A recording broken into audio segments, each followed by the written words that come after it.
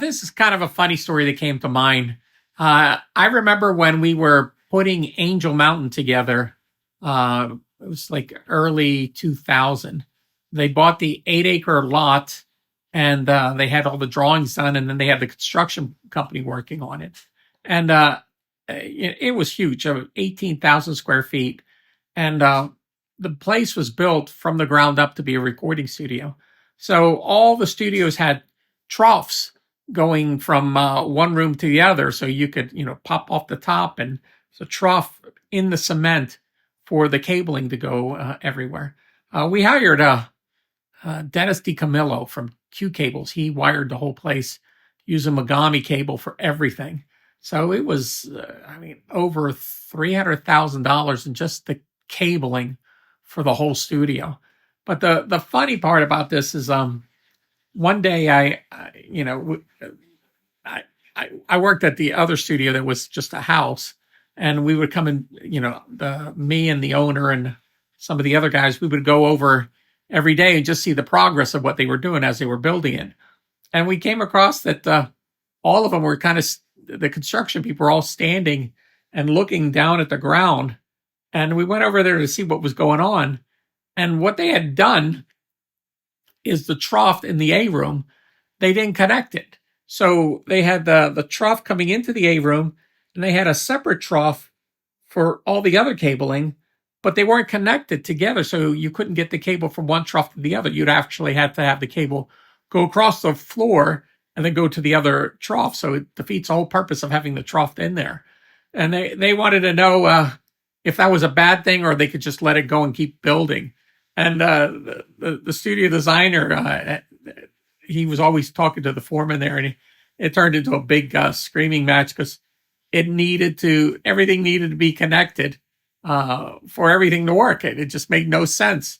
So they were pretty pissed off about doing that, the construction people, but they had to start from scratch there to make it all work.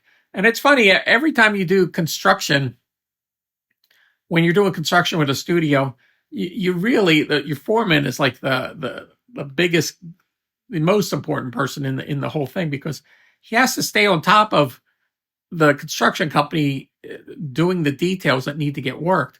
I remember they did what was it, Elm Street Studios, the Hooter Studios, and it was a long building. It was 100 feet by 50 feet, and they were supposed to cut out holes to put these glass block windows in, and they were supposed to be equally spaced.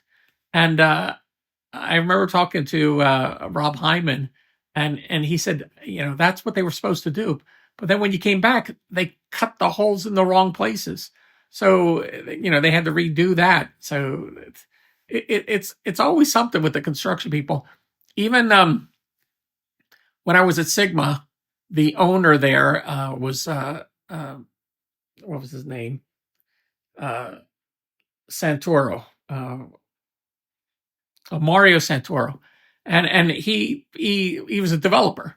And I remember him being on the phone with his construction people and telling this one guy, tomorrow when you come to work, you got to bring your tools. And I'm emphasizing that you got to bring your tools because it's very important that you bring your tools. And he kept on saying it to the guy over and over. And I'm going, when he got off the phone, I was like, why do you have to say so? He said, you watch what's going to happen tomorrow.